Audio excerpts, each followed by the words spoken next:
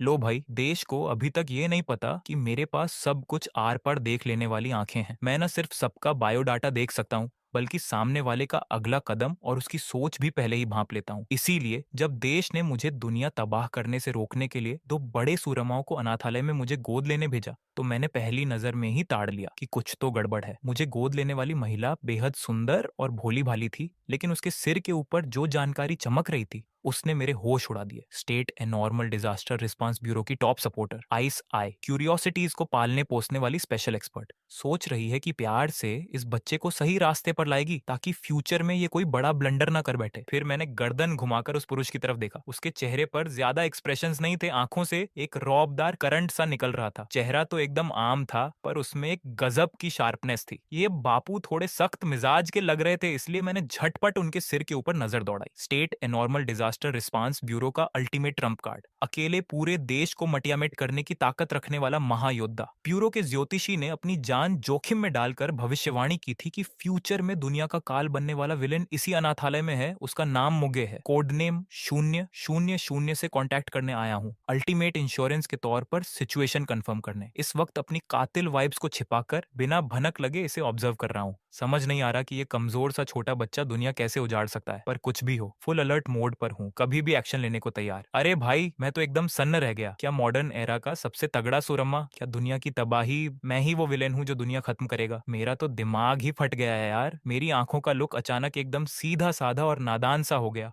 और अभी अभी जो थोड़ा सा कॉन्फिडेंस आया था वो हवा हो गया। मुझे अच्छे से पता है कि मेरी औकात क्या है। क्या दुनिया हिला देने वाला ये पावरफुल प्रोफाइल एक छोटे से बच्चे का हो सकता है? मेरा तो मन कर रहा था कि उनसे पूछूं कि कहीं कोई गलतफहमी तो नहीं हुई है, पर जैसे ही मुग्गे के सिर पर मॉडर्न एरा का सबसे तगड़ा सुरमा वाला टैग देखा, बात हलक में ही अटक गई। रोना आते आते बचा। मुझे पूरा शक है कि इस संसार में कोई बड़ा फॉल्ट आ गया है। मैं अभी स्टार्टर जोन से बाहर भी नहीं निकला कि फुल लेवल वाले बिग बॉस ने मेरा रास्ता रोक लिया। भाई, इससे कोई कैसे निपटेगा? मैनेजर ने प्यार से मेरी पीठ थपथपाई और मुझे आगे बढ़ाया। मोगे बेटा, जल्दी से मिस्टर शिया और मिस ये को नमस्ते करो। यही तुम्हारे नए मम्मी पापा हैं। अब से तुम सब एक ही फैमिली हो। मैंने मुड़कर मैनेजर को देखा, जो मुझे नया घर मिलने की खुशी से फूला नहीं समा रहा था। साफ था कि मैनेजर इस पूरे खेल से बिल्कुल बेखबर था। मेरा मन तो ना में सिर हिलाने का था, पर उनके सिर के ऊपर की डिटेल्स देखकर मैं समझ गया कि मना करने का कोई फायदा नहीं। सामने देश के सबसे बड़े सूरमा थे, मेरे पास कोई चॉइस ही नहीं थी। नमस्ते, मैंने बहुत शर्माते हुए किसी तरह ये शब्द बोला। मैं एकदम इंट्रोवर्ट बच्चे की तरह बिहेव कर रहा था। आखिर पिछले जन्म में मैं भी एक नॉर्मल इंसान ही था। इतने हाई लेवल के किरदारों के सामने मेरी क्या बिसात? किसी ने सच ही कहा है, जब लोग तुम पर दुनिया तबाह करने का शक करें तो बेहतर है कि तुम्हारे पास सच में वैसी पावर हो। आइस आई ने कोहनी से म्यूज को धीरे से छुआ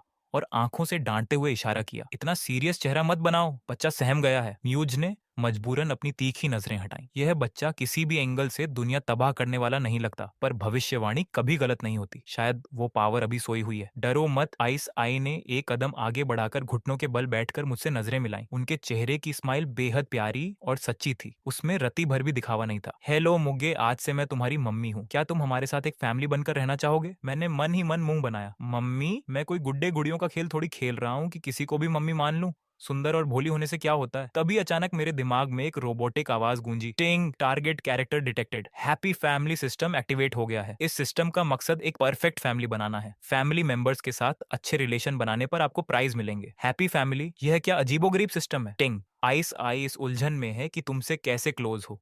अगर तुम उन्हें मम्मी कह दोगे तो वो खुशी से झूम उठेंगी। होस्ट को बिना किसी एट्रीब्यूट वाला पॉइंट प्राइज के तौर पर मिलेगा। मेरी आंखें तुरंत चमक उठी। मम्मी! मैं बिना एक पल गंवाए सीधे आइस आई के गले लग गया। सारी सावधानी और डर हवा में उड़ गए। यह मम्मी शब्द पूरे दिल और जोश से निकला था। मैंने उसी वक्त फैसला कर लिया, आज से मैं पक्का फैमिली मैन हूँ। प्राइज के लिए मम्मी मानने में क्या बुराई है? अब देखो मैं इस प्यारे से बच्चे के रूप का इस्तेमाल करके कैसे इन सबको अपने प्यार में पागल करता हूँ। भले ही मुझे इसका एक्सपीरियंस नहीं है, पर मैंने कॉमिक्स और नॉवेल्स खूब पढ़े हैं। थ्योरी पूरी पक्की है, अब सीधा प्रैक्टिकल की बारी है। आइस आई तो वहीं हैरान रह गई। ये प्रोग्रेस कुछ ज्यादा ही फास्ट थी। कायदे से एक शर्मीला बच्चा इतनी जल्दी किसी अजनबी पर भरोसा नहीं करता। ब्यूरो से मिली फाइल्स बहुत डिटेल में थी। टारगेट का नेचर बहुत शांत था, वो ज्यादा बातचीत नहीं करता था, ज्यादातर टाइम अपने रूम में अकेले खोया रहता था। अनाथालय के बाकी बच्चों के कंपैरिजन में वो जैसे किसी दूसरी ही दुनिया में जीता था। उन्होंने सोच रखा था कि मैं बहुत इंट्रोवर्ट हूँ और इसके लिए उन्हें लंबी मेहनत करनी होगी, पर यहाँ तो काम चुटकियों में हो गया। क्या सच में मेरे अंदर एक अच्छी माँ बनने का टैलेंट है? बिना किसी चाइल्ड केयर एक्सपीरियंस वाली आई साई मन ही मन सोचने लगी। भले ही तरीका थोड़ा अजीब था, पर रिजल्ट तो सुपर हिट था। आई साई अपनी हंसी रोकने की कोशिश कर रही थी, पर उनके होंठों की स्माइल सब बयां कर रही थी। उन्होंने मुझे वापस कसकर गले से लगा लिया। उनकी आवाज से बहुत प्यार झलक रहा था। हाँ बेटा,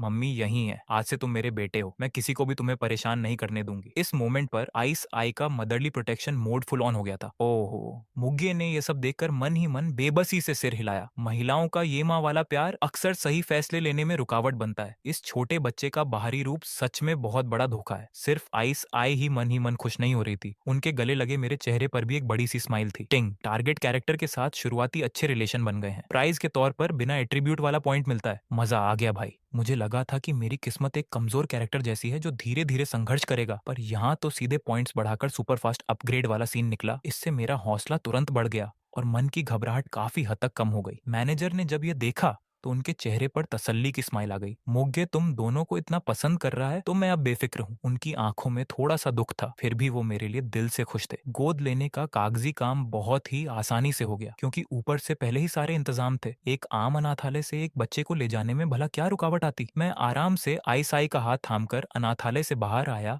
और उनकी कार की पीछे वाली सीट पर बैठ गया। मैं आने वाली लाइफ को लेकर काफी एक्साइटेड था। आईसाई का हाथ प्यार से मेरे सिर पर घुमा। शायद वो पहली बार माँ बनने की खुशी महसूस कर रही थी। वैसे भी सामने ऐसा प्यारा सफेद बालों वाला मासूम बच्चा हो तो ऐसा लगता है जैसे किसी क्यूट पेट को दुलार रहे हो। इस बच्चे की माँ बनना तो सच में बहुत बड़ी खुशी है। आईसाई का लव फिल्टर इस वक्त मैक्सिमम लेवल पर था। उन्होंने मुझे गोद में उठाकर बहुत सारा प्यार करने की इच्छा को किसी तरह रोका और प्यार से बोली, चलो घर चलते हैं, घर पर तुम्हारी जरूरत का सारा सामान पहले से तैयार है, अगर कुछ और चाहिए तो बेझिझक बताना। थैंक यू मम्मी, मैंने मुंह से तो जवाब दिया पर मन ही मन अलर्ट रहा। उन दोनों के सिर के ऊपर की इन्फॉर्मेशन से मैंने सिचुएशन को अच्छे से एनालाइज कर लिया था। भले ही भविष्यवाणी में मुझे दुनिया का विलेन बताया गया हो, पर देश ने मेरे खिलाफ कोई सख्त एक्शन नहीं लिया। इस प्यार से हैंडल करने के तरीके से साफ था कि उनके डिपार्टमेंट में अंदरूनी तौर पर काफी बहस हुई होगी। शॉर्ट टर्म में तो मेरी जान को कोई खतरा नहीं था। अब बस ये देखना था कि ये नए पेरेंट्स मुझसे क्या सीक्रेट्स निकलवाना चाहते हैं। मैं भी मौके के हिसाब से चाल चलूंगा। मैंने चुपके से अपनी आंखें उठाकर आई साई की तरफ देखा तो मेरी नजर सीधे उनकी मुस्कुराती आंखों से टकरा गई। कुछ कहना चाहते हो क्या? बस आपको देखना चाहता था। मेरी इस अचानक निकली बात ने उनका दिल पूरी तरह पिघला दिया। यह मासूम नजरें और प्यार भरी आवाज, भला इसे कौन इग्नोर कर सकता है। जितना मन चाहे देखो, मम्मी कहीं भाग थोड़ी रही है। आई साई का ये छोटे बच्चे को बहलाने वाला अंदाज मुझे एकदम नन्हा बच्चा बनाने पर तुला था। उन्हें क्या पता कि मैं तो बस उनका स्टेटस पैनल चेक कर रहा था। हैप्पी फैमिली सिस्टम पूरी तरह एक्टिवेट होने के बाद सच में फैमिली मेंबर्स की पावर्स का स्टेटस देखा जा सकता था। Illusion, relax, mental power 1021, power 152, stamina 172, speed 142। ये नंबर्स तो बहुत ही एक्स्ट्रा ऑर्डिनरी हैं। मेरे मुंह से चीख निकलते निकलते बची। ये तो सीधे सीधे चीटिंग है। भले ही मुझे इन नंबर्स का सही मोल नहीं पता, पर अपने स्टेटस से कंपेयर करूं तो जमीन आसमान का अंतर था। जब आईसाई ही इतनी खतरनाक हैं, तो जिन्हें मॉडर्न एरा का सबसे तगड़ा सूरमा कहा गया है, वो म्यूज कितने बड़े मॉन्स्टर होंगे। मैंने तुरंत कार्ड चला रहे म्यूज की तरफ देखा। Illusion, storm, mental power 11,250, power 1,188, stamina 1,503, speed 3,016। ये किस लेवल का स्टेटस है भाई? ओ भाई, असल में दुनिया तबाह करने वाला विलेन कौन है यहाँ? आई से म्यूज तक आते आते पावर 10 गुना से भी ज्यादा बढ़ गई। अगर ये कोई गेम होता तो प्लेयर्स इस गेम के मेकर को अंतरिक्ष में भेज देते। तभी अचानक मुग्गे को कुछ महसूस हुआ। उन्होंने बैक मिरर से सीधे मेरी आंखों में झांका। मैं तुरंत घबराकर नजरें घुमा गया और फिर से एक कमजोर मासूम बच्चे का नाटक करने लगा। म्यूज ने अपनी नजरें हटा ली। उन्हें मेरे इस रिएक्शन पर कोई हैरानी नहीं हुई। वैसे भी आइस आई के कंपैरिजन में उनका चेहरा बच्चों को डराने के लिए काफी था। रिलेशन बनाने का काम आइस आई पर छोड़ना ही सही था। उन्हें तो बस इस बात पर नजर रखनी थी कि क्या मेरे अंदर कोई अजीब बदलाव आता है, जैसे कि पावर्स का कोई सिग्नल। फिलहाल तो ऐसा दूर दूर तक कुछ नहीं था। म्यूज की नजर में मैं इस वक्त एक बिल्कुल मासूम रुई के गोले जैसा था, जिससे कोई खतरा नहीं था। मैंने पूरी तरह शांत रहना ही बेहतर समझा और एक सुंदर शो पीस की तरह बैठ गया। आइस आई पूरे रास्ते मुस्कुराते हुए मुझे देखती रही। वह सोच भी नहीं सकती थी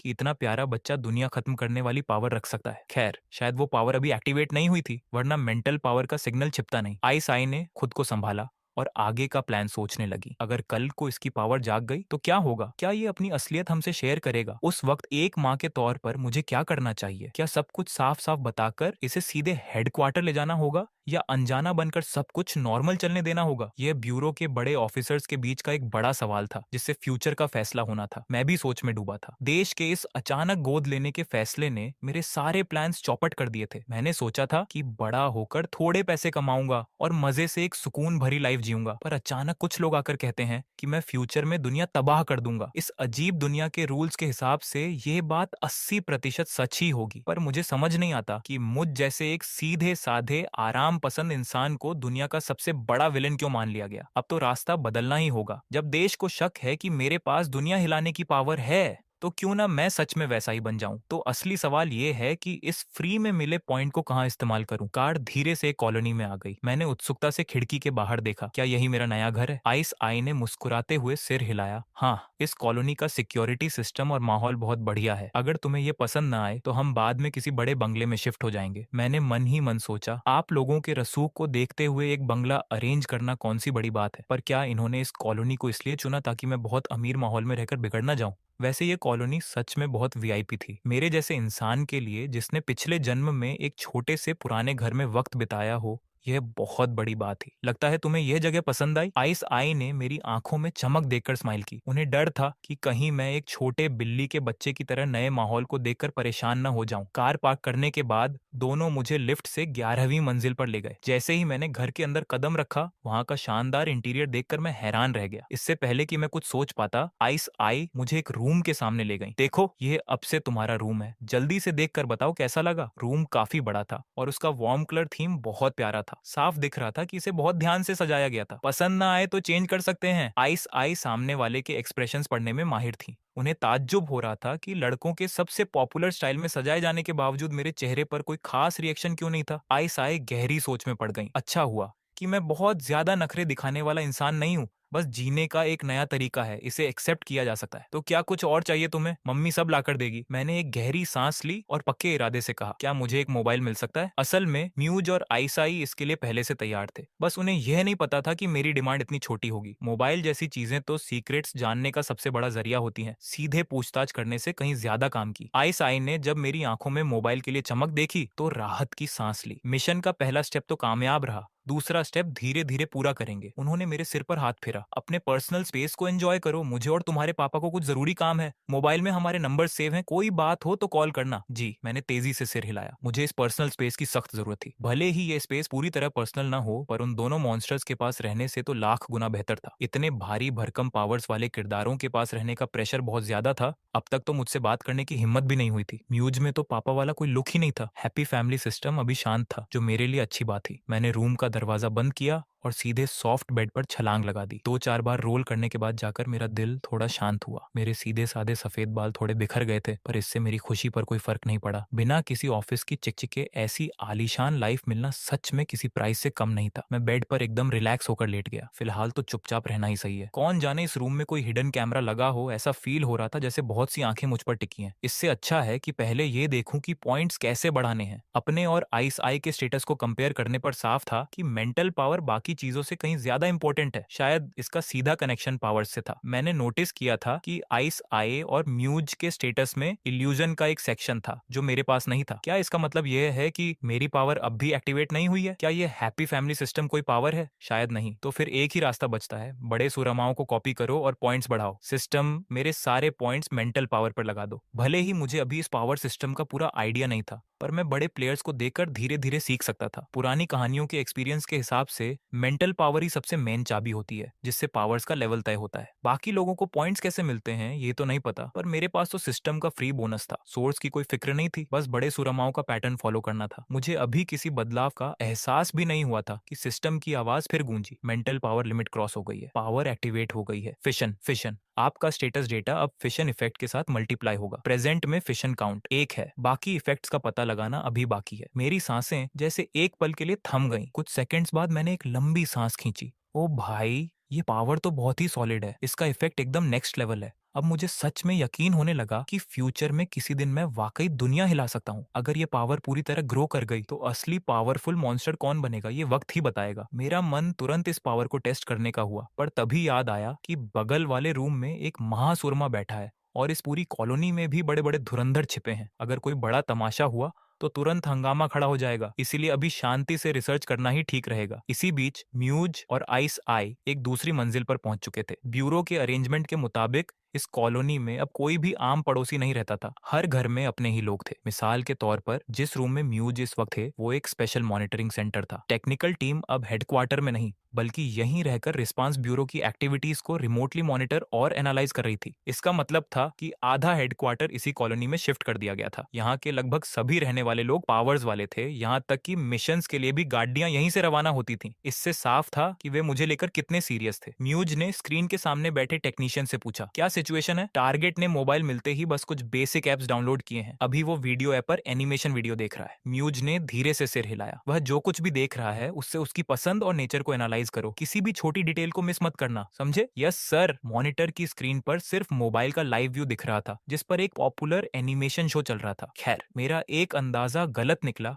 रूम के अंदर कोई हिडन कैमरा या माइक नहीं था, सिर्फ लिविंग रूम में नाम के लिए एक कैमरा लगाया गया था। यह भी लॉन्ग टर्म प्लानिंग का हिस्सा था। तो इस बच्चे को एनिमेशन देखना पसंद है? आइस आई ने अजीब से एक्सप्रेशंस के साथ स्क्रीन को देखा। क्या आजकल के यंगस्टर्स में यही सब पॉपुलर है? टेक्नीशियन ने जवाब दिया, हाँ मैम, मेरे एक रिलेटिव का बच्चा भी यही सब देखता है। अफसोस कि टारगेट का फेस एक्सप्रेशन नहीं दिख रहा, वरना उसकी पसंद को और अच्छे से समझा जा सकता था। आईएसआई ने सिर हिलाया। इससे ज्यादा करना रिस्की होगा, वो एक टाइम बम बन सकता है। शुरुआत में ब्यूरो के कुछ बड़े ऑफिसर्स 24 घंटे की फुल मॉनिटरिंग चाहते थे, पर वोटिंग में यह प्रपोजल रिजेक्ट हो गया। इसमें उस ज्योतिषी का भी एक इम्पोर्टेंट वोट शामिल था जिसने अपनी पावर्स खो दी थी। ज्योतिषी की भविष्यवाणियां बदलना नामुमकिन के बराबर होता है। अगर फ्यूचर पहले से पता हो और उसे रोकने की पूरी कोशिश भी की जाए तो भी सिचुएशन कुछ ऐसे मोड़ लेती है कि एंड वही होता है जो तय था। यानी भले ही उन्हें पता हो कि मैं दुनिया तबाह कर दूंगा, ब्यूरो अपनी पूरी ताकत लगाकर भी उस एंड को बदल नहीं सकता था। पुरानी घटनाएं अभी भी सबके जहन में ताजा थीं। एक बार किसी ने विलेन को पहले ही मारना चाहा, पर उसकी पावर ऐसी थी कि मरने के बाद उसका असर और खतरनाक हो गया, जिससे तबाही और जल्दी आ गई। अब भी वही सीन था। ब्यूरो का मेरा कोई भी कदम उस तय एंड की तरफ ले जाने का जरिया बन सकता था। कोई भी जल्दबाजी वाला प्लान तबाही के प्रोसेस को और फास्ट कर सकता था। कौन जाने टारगेट का दुनिया तबाह करने का रीजन यही बन जाए कि ब्यूरो ने उसकी पर्सनल लाइफ में बहुत ज्यादा दखल दिया था। रूम में कैमरा लगाना खतरे से खाली नहीं था।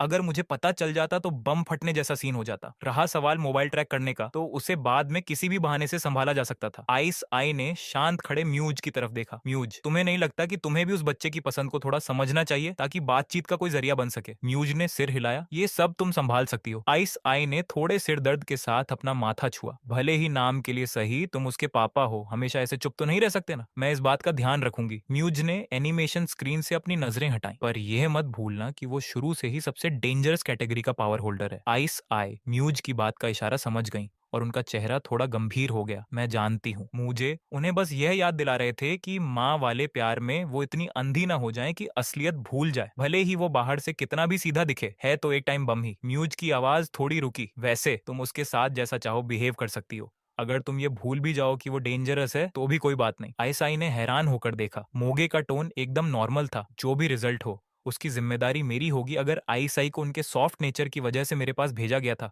तो मोगे विशुद्ध रूप से पावर की टॉप लिमिट थे, जो किसी भी गड़बड़ को संभालने के लिए तैनात थे। उन्हें पापा का रोल प्ले करने की कोई जरूरत नहीं थी। उनका बस इतना पावरफुल होना ही काफी था कि वो किसी भी अनहोनी को संभाल सकें। उनका ये सॉलिड कॉन्फिडेंस ही उनकी सबसे बड़ी ताकत था और इसीलिए उनका कोई रिप्लेसमेंट नहीं था। म्यूज की इस बात से आइस आई के मन का डर दूर हो गया। जब म्यूज ने खुद ये कह दिया था तो वो अब बिना किसी झिझक के मुझे खूब सारा प्यार दे सकती थी। तभी अचानक म्यूज की आंखें एकदम शार्प हुई। उनकी नजर सीधे मेरे रूम की डायरेक्शन में गई। इसके तुरंत बाद ही टेक्नीशियन की घबराई हुई आवाज गूंजी, रिपोर्ट, मेंटल पावर का एक सिग्नल मिला है। ऐसा लगता है कि टारगेट की पावर एक्टिवेट हो गई है। वहां मौजूद हर शख्स के कान खड़े हो गए। इस कॉलोनी के ज्यादातर नॉर्मल ऑफिसर्स को इस बात की खबर नहीं थी। बस कुछ खास मेंबर्स जैसे मेरी मंजिल और ऊपर नीचे के पड़ोसी ही मेरी इंपॉर्टेंस जानते थे। वही ब्यूरो के असली पावरफुल मेंबर्स थे। भले ही वे बहुत से मिशंस का हिस्सा रह चुके थे, पर मेरी पावर के अचानक जागने से जो प्रेशर बना उसने सबको हिला दिया। उन सब ने मुग्गे की ताकत को अपनी आंखों से देखा था।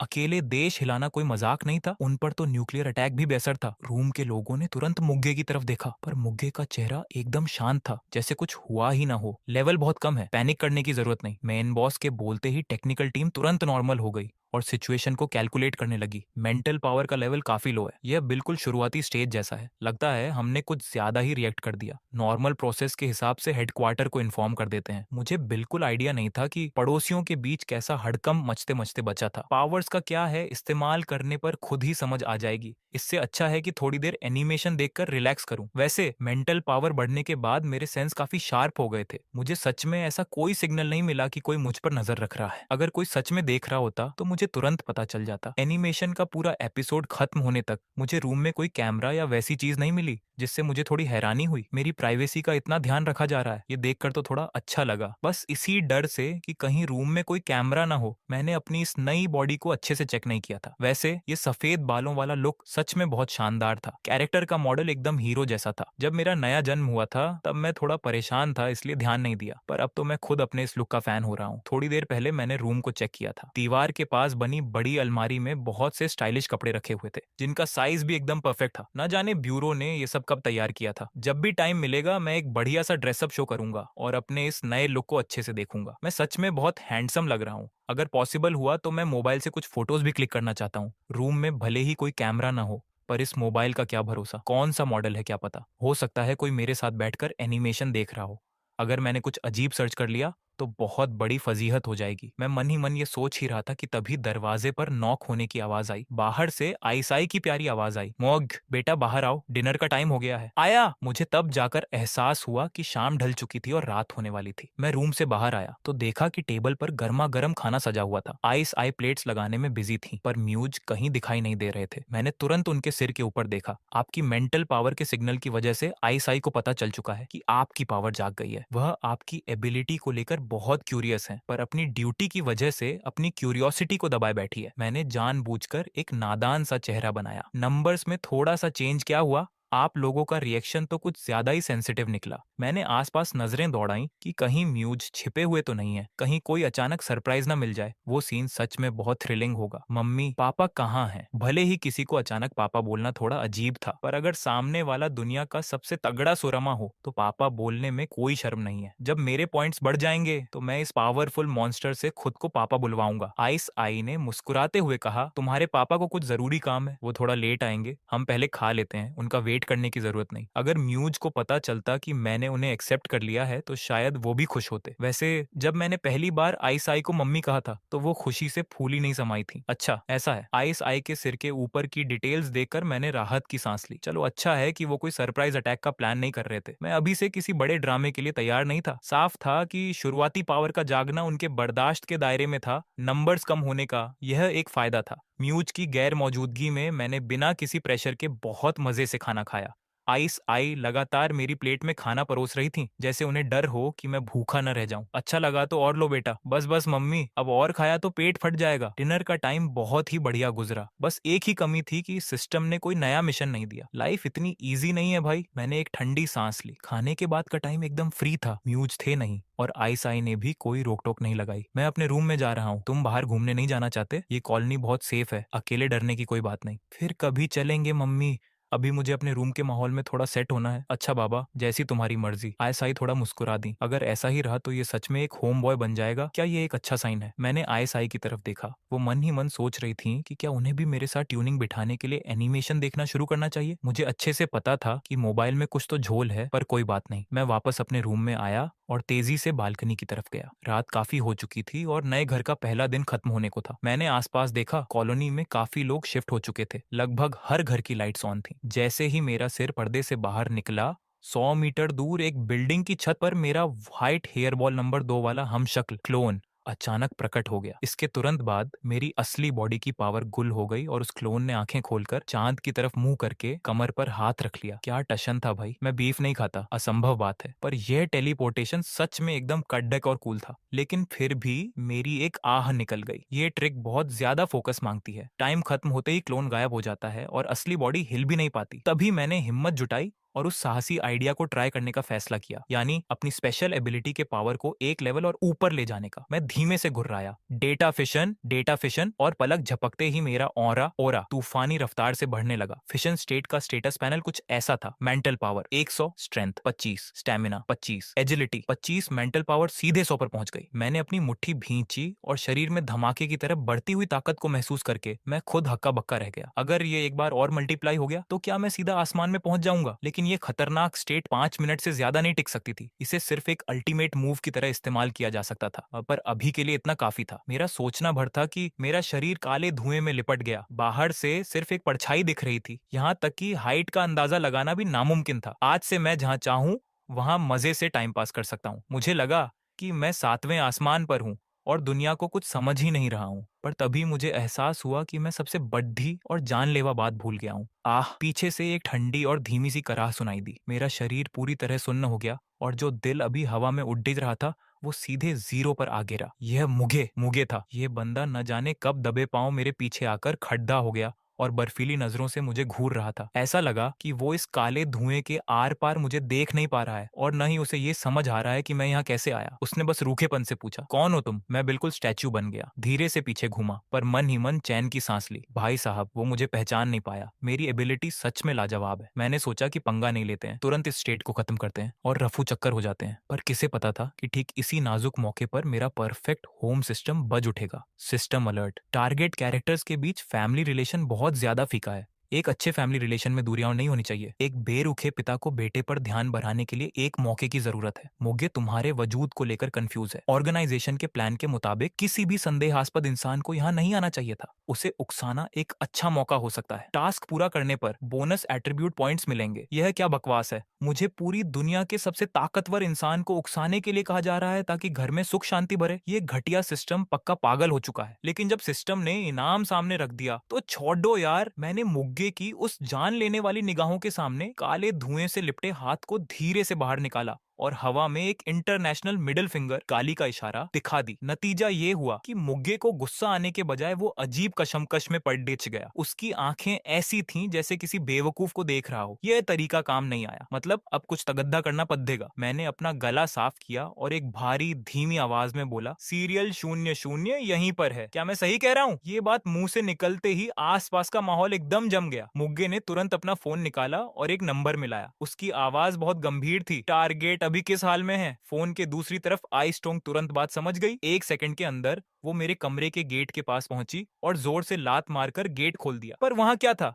उसने देखा कि मेरी असली बॉडी मजे से बेड पर सो रही है। फोन कट गया। मोगे ने फिर से मेरी तरफ देखा और उसकी आंखों का गुस्सा अब बाहर आने को बेताब था। जवाब दो, तुम्हें ये बात कहां से पता चली? तुम उसका इस्तेमाल करके क्या करना चाहते हो? उस भयंकर प्रेशर ने मुझे अपनी जगह से हिलने तक नहीं दिया। ऐसा लगा जैसे मुझ पर कोई बहुत बद्धा वेपन जिनसिंग पाओ तान दिया गया हो। मुझे समझ आ गया कि इस बार उकसाने का गेम पूरी तरह से फेल हो चुका है। मुगे ने मेरे जवाब का इंतजार भी नहीं किया। उसने अपने गले की टाई को खींच कर निकाला। वो कपड़े की टाई उसके हाथ में आते ही एक सीधी तलवार की तरह तंग हो गई, मानो कोई अदृश्य तलवार हो। उसने ठंडे सुर में कहा, छोड़ दो, तुम्हें यहीं खत्म कर देता हूँ। नतीजा तब भी नहीं बदलेगा। उसके शब्द पूरे होते ही उसने टाई को हवा में तेजी से लहराया। एक बहुत जोरदार धमाका हुआ जिसकी गूंज आसमान तक गई और मेरा वो क्लोन उसी वक्त भाप बनकर उड़ गया। लेकिन मेरे मुंह से अचानक निकला, अरे दर्द तो हुआ ही नहीं। मैं झटके से बेड पर उठकर बैठ गया। मेरा दिल इतनी तेजी से धड़क रहा था मानो फट जाएगा। इसका मतलब क्लोन को जो चोट लगती है उसका असर मेरी असली बॉडी पर बिल्कुल नहीं होता। पर सच कहूं तो उस पल मुझे ऐसा लगा जैसे मैं सचमुच खत्म हो गया था, जैसे सामने से आता हुआ कोई बद्धा ट्रक मुझे टक्कर मार गया हो। मैं तो बस बाल बाल बचा। बहुत डरावना था वो। मैंने चुपके से अपनी पर्सनल डायरी में ये बात नोट कर ली। मन ही मन कसम खाई कि किसी दिन कोई बहाना बनाकर इससे पैसे ऐंठूंगा और अपने मेंटल हैरेसमेंट का हर्जाना वसूल करूंगा। मैं अभी बदला लेने का प्लान बना ही रहा था कि अचानक कान में आई स्टोन की आवाज आई, पे यू, जल्दी बाहर आओ,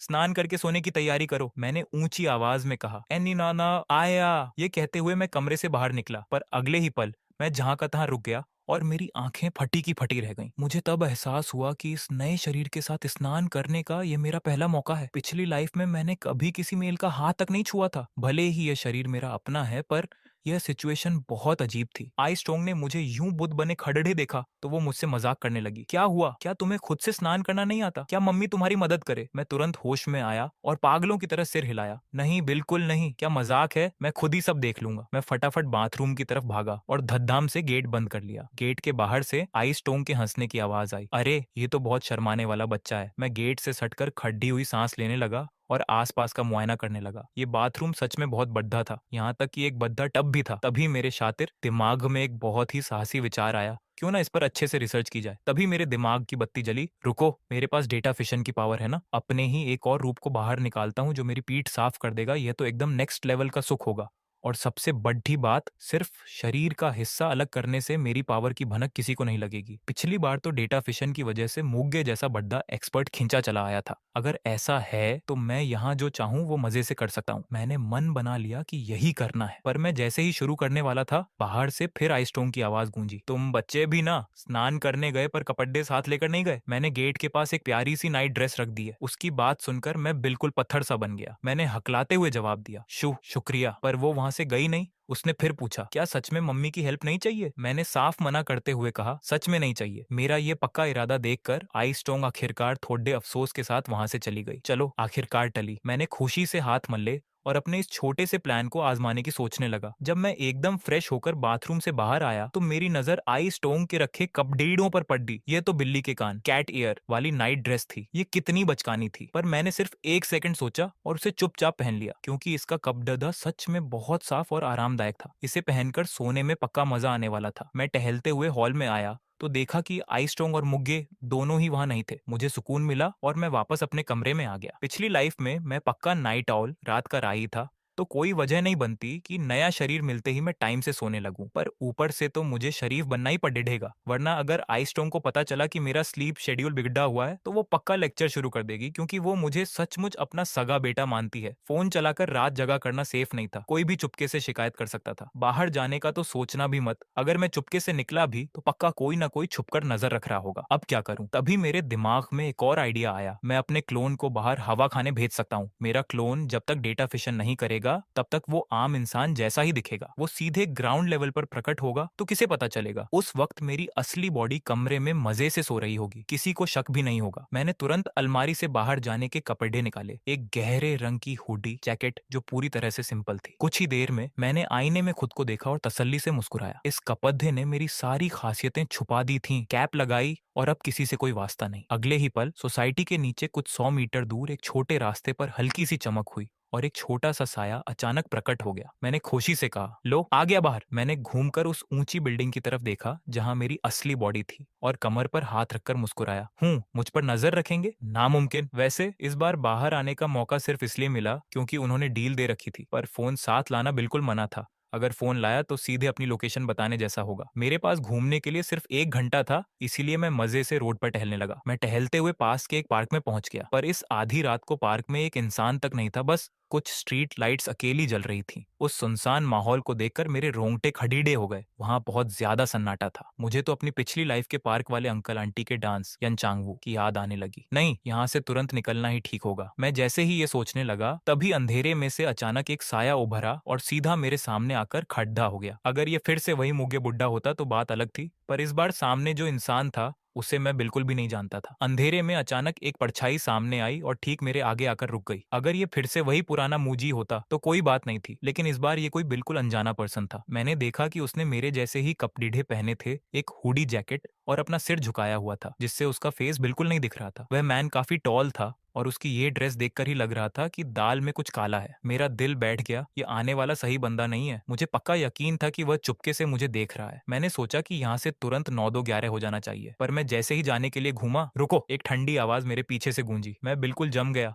हिम्मत करके पीछे घूमा और एक मासूम सा फेस बनाया। भैया, आपने मुझे क्यों बुलाया? मैं तो घर जाकर सोने जा रहा था। इस पर्सन का अंदाज देखकर ही लग रहा था कि ये कोई अच्छा इंसान नहीं है। एक नए एबिलिटी वाले के तौर पर मेरा सिक्स्थ सेंस जोर जोर से अलार्म बजा रहा था। वह भी एक एबिलिटी वाला था। तभी उसने अचानक उस बिल्डिंग की तरफ इशारा किया जहां मैं रहता था। क्या तुम उस बिल्डिंग से बाहर आए हो? नहीं, मैंने बिना झिझके साफ मना कर दिया। लेकिन इसके बाद उसने जो बात कही उसने मेरी रीढ़ की हड्डी में सिहरन पैदा कर दी। वह अपने आप से ही बातें करने लगा। इतने शांत तरीके से जवाब देना, दिमागी हालत अपनी उम्र के लोगों से कहीं ज्यादा मजबूत है। पक्का ये काउंटर ब्यूरो का ही बंदा है। अरे भाई, ऐसा भी होता है क्या? अगले ही पल उसने जैसे मान लिया कि मैं काउंटर ब्यूरो का ही हूँ और सीधा सवाल दाग दिया। इस बार ब्यूरो ने इतना बड़ा एक्शन लिया है, क्या कोई नया सीरियल नंबर वाला एबिलिटी वाला मिला है? मैंने अपनी आंखें झपकाई, एक शब्द भी नहीं बोला, पर उसने मेरी परवाह नहीं की। किसी ने मुझे बताया था कि मेरा सीरियल नंबर काफी ऊपर है, इसीलिए मुझे संभालने के लिए इतने लोगों की जरूरत होती है। वह नया सीरियल नंबर वाला इसी बिल्डिंग में है। मैं एक खतरनाक और जानलेवा एहसास महसूस कर सकता हूँ। मेरा फेस थोड़ा अजीब हो गया। अरे नहीं, मैंने तो शुरू से अंत तक कुछ बोला ही नहीं। आप खुद से ही बातें किए जा रहे हैं, इतनी देर से बोल रहे हैं। आखिर आप हैं कौन? मैं आखिरकार खुद को रोक नहीं पाया और उसकी बात बीच में ही काट दी। वह हल्के से हंसा, उसकी आवाज में पूरा घमंड था। मैं ब्यूरो से सर्टिफाइड सीरियल नंबर एबिलिटी वाला हूँ, कोड नेम 012। ब्यूरो में मेरे नाम का वारंट होना चाहिए। मैंने सुना तो मैं वहीं हैरान रह गया। क्या ये बहुत बड़ी बात है? मेरी ये बात सुनते ही सामने वाला सीक्रेट मैन बिल्कुल चुप हो गया। मुझे लगा कि वह सोच रहा होगा कि कहीं उसने गलत बंदा तो नहीं चुन लिया, लेकिन मुझे मजा आने लगा। वैसे भी अगर मेरा ये डुप्लीकेट हिस्सा खत्म भी हो जाए तो मुझे कोई दुख नहीं होगा। ये मेरा पहला मौका था जब मैं किसी अजनबी सीरियल नंबर वाले से मिला था। वैसे तो ये मेरे 00 नंबर से मुकाबला नहीं कर सकता, पर टॉप 10 के पास होना भी काफी बड़ी बात है। क्या पता इससे कुछ सीक्रेट इन्फॉर्मेशन मिल जाए। इसलिए मेरी आंखें चमक उठी। मैंने मजे लेते हुए उसे देखा और पूछा, आप में और उस बूढ़े मुंह जी में से कौन ज्यादा पावरफुल है? यह सुनकर वह सीक्रेट मैन चुप हो गया। मैंने सामने खड़े उस पर्सन को ध्यान से देखा,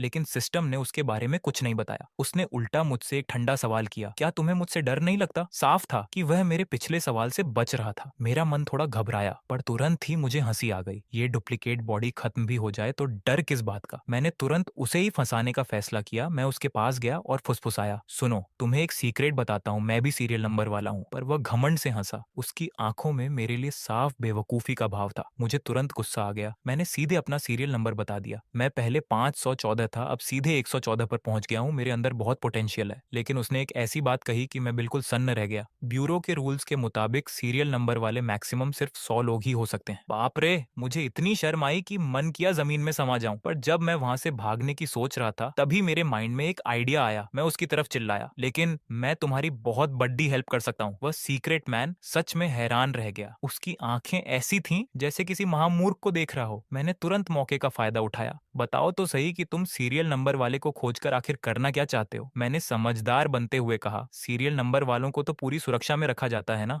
उन्हें अच्छी सुविधाएं मिलती हैं, फिर तुम्हारे नाम का वारंट क्यों है? उसने मुझे फिर बेवकूफ समझा, हंसा और एक बहुत बड़ा राज खोला। सीरियल नंबर वाले असल में दो तरह के होते हैं। एक वो जिन्हें पहले ही पकड़ दाच कर बंद कर दिया जाता है और वे बिना किसी इज्जत के जीते हैं, और दूसरे वो जो सोसाइटी में बद्दी तबाही मचाते हैं। मैंने आंखें झपकाई और धीरे से पूछा, तो तुम कौन से वाले हो? मैं वैसी लाइफ से तंग आ चुका था, इसीलिए मैंने जानबूझकर अपनी एबिलिटी को आउट ऑफ कंट्रोल किया और उस अफरा तफरी में वहां से भाग निकला। मैंने एक गहरी सांस ली और तुरंत पूछा, तुमने अभी तक यह नहीं बताया कि तुम दूसरे सीरियल नंबर वालों को क्यों खोज रहे हो? जाहिर है उन्हें आजाद कराने के लिए। उसकी आवाज में जोश था। मैं अपने साथियों को उस नर्क में गिरते हुए नहीं देख सकता। मेरा दिल दहल गया। मैंने फिर पूछा, क्या सिर्फ तुम अकेले हो? उसने बताया कि उसके साथ कुछ और भागे हुए साथी भी हैं और कुछ फ्री लोग भी हैं जो उन्हें सपोर्ट करते हैं। ओ भाई साहब, यह तो पूरा एक विद्रोही ग्रुप है। इसे जानकर तो हर शहर के मेयर के पसीने छूट जाएंगे। तभी उसकी बात का रुख बदला और उसे अचानक एहसास हुआ, तुम मुझसे पूछताछ कैसे करने लगे? अगले ही पल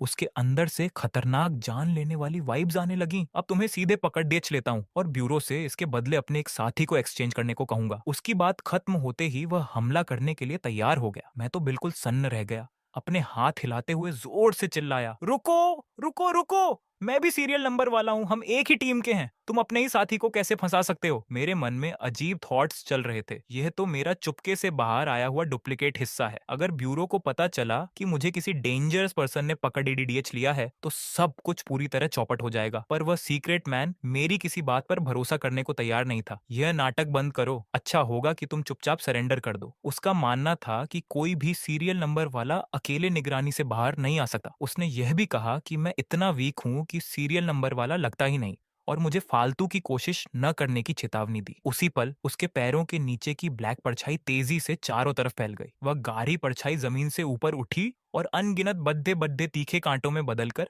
आसमान से मेरी तरफ आने लगी। उनकी संख्या देखकर मेरे होश उड़ गए। मैं सीधे चिल्लाया, तुम बुरे इंसान! मेरी बात पूरी होने से पहले ही फाइट शुरू कर दी। ये तो चीटिंग है। मुझे डेटा चेंज करने पर मजबूर मत करो। मैं सच में इतनी जल्दी अपने इस डुप्लीकेट रूप को सामने नहीं लाना चाहता था। तभी मौत के उस पल में एक साफ आवाज ने रात के सन्नाटे को चीर दिया, रुको! और ऊपर से पानी जैसी नीली लाइट की पतली किरणें तेजी से नीचे आ गिरी। तभी एक तेज आवाज ने अचानक रात के सन्नाटे को चीर दिया, रुक जाओ! आसमान से पानी जैसे नीले रंग की पतली पतली बीम तेज आवाज के साथ नीचे गिरी और उन्होंने एक पल में मेरे आसपास के सारे काले नुकीले कांटों को साफ कर दिया। एक छोटा सा शरीर मेरे सामने आकर खड़ा हो गया। मैंने ध्यान से देखा तो भाई साहब, यह तो पानी जैसी नीली रोशनी से चमकने वाला एक छोटा बच्चा, यंग बॉय था। उसके सिर पर लहराते हुए हल्के नीले बाल थे। उसने कॉमिक्स वाले किसी शानदार प्रिंस जैसी ड्रेस पहन रखी थी और हाथ में एक अजीब सी मैजिक स्टिक थी। उसे देखकर मेरे चेहरे के एक्सप्रेशन एकदम अजीब हो गए। अगले ही सेकंड उसने पूरी पोजीशन ली और एकदम सीरियस होकर बोला, मैजिक लॉर्ड की शानदार एंट्री। मैं अपने सामने किसी भी कमजोर पर जुल्म होते हुए बिल्कुल बर्दाश्त नहीं कर सकता। मैं तो उसे देखकर एकदम सन्न रह गया। ये स्टाइल तो मुझे सीधे बच्चों के टीवी चैनल पर ले गया। उस सीक्रेट पर्सन की मूवमेंट अचानक रुक गई। उसने चिढ़कर एक आवाज निकाली और पैरों के नीचे का काला साया तुरंत सिमट गया।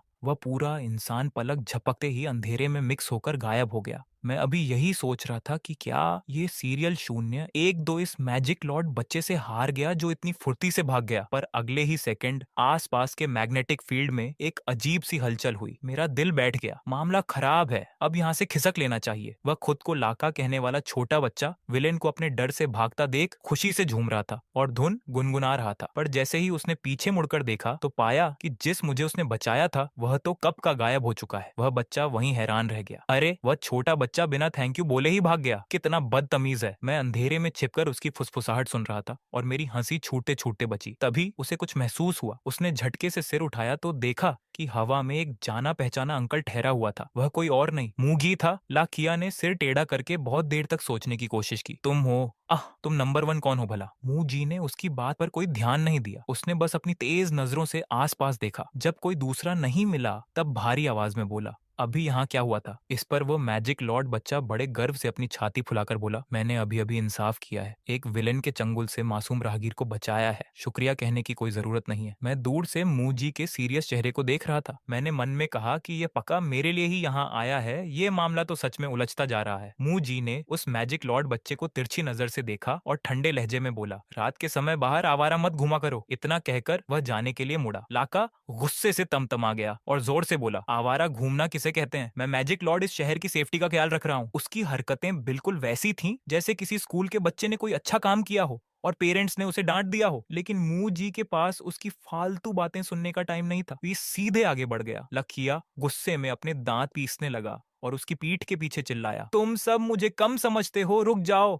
मैं बहुत जल्द मैजिक लॉर्ड लाका का नाम पूरी दुनिया में चमका दूंगा। अगली सुबह जब मैं सोकर उठा तो कंबल को गले लगाकर खुद से बड़बड़ाने लगा, उन सीरियल एबिलिटी वालों का भी एक सीक्रेट ऑर्गेनाइजेशन है और अब वे मेरे पीछे पड़ गए हैं। मैं तो बस एक आलसी इंसान की तरह आराम से जीना चाहता हूँ। इन फालतू के चक्करों में कौन फंसे, सिर में दर्द हो गया है। तभी मुझे अचानक याद आया, उस फ्यूचर बताने वाले ने तो कहा था कि मैं दुनिया खत्म कर दूंगा। मैं सच में हैरत में पड़ गया। मैं भला दुनिया क्यों खत्म करूंगा? मुझ जैसे बिना किसी मकसद के आलसी इंसान को दुनिया मिटाकर क्या फायदा मिलेगा? मुझे अपने सिस्टम के सहारे अपनी पावर को कंट्रोल करना होगा, वरना अगर दुनिया ही नहीं रहेगी तो मैं आराम कहाँ करूंगा? पर प्रॉब्लम ये है कि मेरा ये सिस्टम भी बड़ा बेकार है। एक एट्रीब्यूट पॉइंट देने में भी इसकी जान निकल जाती है। मैं गुस्से में उसे कोसने लगा। पॉइंट चाहिए तो फैमिली मेंबर बनाने होंगे, पर मैं इतने सारे फैमिली मेंबर कहाँ से लाऊं? मैं उस वक्त क्लासमेट की तरह सबको अपनी मम्मी तो नहीं बोल सकता ना। हालांकि उसकी वह ट्रिक सच में बहुत तेज काम करती थी। मैंने सिर हिलाया और इस टेंशन को दिमाग से निकाल दिया। मुझे कल रात का वह नीले बालों वाला अतरंगी बच्चा याद आया। इस दुनिया में सच में कोई मैजिक लॉर्ड कैसे हो सकता है? क्या कोई अजीब एबिलिटी वाला इंसान बस फैंसी ड्रेस का गेम खेल रहा है? वैसे वो स्टाइल काफी मजेदार था, मुझे पसंद आया। वह पक्का काउंटर ब्यूरो का ही कोई बंदा होगा। मैंने एक झंभाई ली, बाल भी सूख चुके थे, सो गया। अगली सुबह जब मैं बिखरे बालों के साथ रूम से बाहर आया तो लिविंग रूम के सोफे पर एक पुरुष को अखबार पढ़ते हुए देखा। यह वही अंकल है जो जल्दी दिखाई नहीं देता। वह आज अचानक सामने आ गया। क्या कल की बात से वह अलर्ट हो गया है? मुझ पर अचानक बहुत प्रेशर आ गया। किसी सुपर पावरफुल इंसान की नजरों में रहना कोई मजाक नहीं है। पर फिर मैंने सोचा कि डरने की क्या बात है, मैं तो अभी इस घर का सबसे लाडला बच्चा हूँ।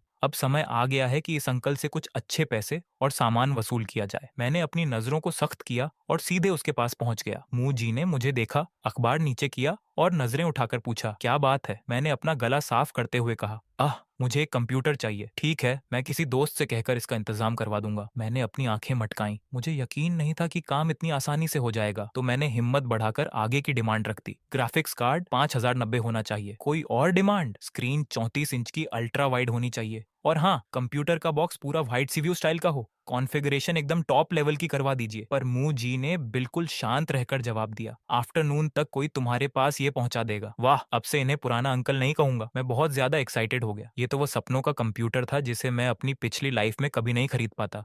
आज एक बार में ही मिल गया। ये फीलिंग सच में बहुत बेहतरीन थी, पर मुझे लगा कि एक परफेक्ट आलसी लाइफ के लिए अभी भी आखिरी चीज बाकी है। इसीलिए मैंने हिम्मत जुटाकर कहा, वह मुझे थोड़े जेब खर्च, पॉकेट मनी के लिए पैसे भी चाहिए। आखिर अपने मन से खर्च करने के लिए पैसे ना हो तो लाइफ का क्या मजा। इस पर मुंह जी ने बिल्कुल शांत होकर उल्टा सवाल किया, तुम्हें कितने पैसे चाहिए? मैंने बिना सोचे तुरंत कह दिया, आप कितने दे सकते हैं? मेरी इस बात को सुनकर मुझे कुछ पल के लिए बिल्कुल खामोश हो गया। वह इसके बाद बोले, मैं तुम्हारा एक कार्ड बनवा दूंगा, हर महीने उसमें पैसे भेज दूंगा। कम पड़ी डीडियां तो मुझसे मांग लेना, शुक्रिया। मैंने उसी समय मन ही मन पक्का फैसला कर लिया कि मैं इस विभाग जैसी मजेदार जगह को छोड़ देकर कहीं नहीं जाने वाला। मूगे बालकनी में गए और फोन मिलाया, फिर मेरी सारी मांगे सामने वाले को बता दी। फोन के उस पार से एक अजीब चीख सुनाई दी, भाई साहब, क्या वह बच्चा सुबह से शाम तक घर से बाहर नहीं निकलने का मन बना चुका है? ये सब सामान मुझे मिल जाए तो मैं उस जगह पर झुक झुक तक रह लूं। बकवास बंद करो, शाम तक काम हो जाना चाहिए। ठीक है, ठीक है। ये छोटा मालिक तो बद्दा शौकीन निकला। आमतौर पर इस उम्र के लड़च के भला कब पूरा सफेद रंग पसंद करते हैं। मुंगे ने सामने वाले की पूरी बात सुने बिना ही फोन काट दिया। मैं हाथ मुंह धोकर बाहर आया तो देखा मेज पर नाश्ता रखा है, पर बिंग टोंग कहीं दिखाई नहीं दे रही। इस खाली समय में क्या किया जाए? मेरे दिमाग में एक बिजली चमकी। मैंने बाहर घूमने का मन बनाया ताकि इस विभाग की आखिरी सीमा को परखा जा सके। पर जब मैंने ये बात मूगे को बताई तो उन्होंने जरा भी मना नहीं किया। संभल कर जाना, कोई बात हो तो फोन करना। उनकी बात से साफ था कि वह मेरे पीछे आने का इरादा नहीं रखते। मैं घर से बाहर निकलकर गैलरी में आया, इधर उधर देखा। मूगे सचमुच पीछे नहीं आए थे। यह उस कल वाले ताकतवर शख्स की बातों से बिल्कुल अलग था जो कह रहा था कि आजादी छीन ली जाएगी। इसीलिए मैं चैन से लिफ्ट में बैठकर नीचे जाने लगा। अभी एक मंजिल ही नीचे गया था कि लिफ्ट की घंटी बजी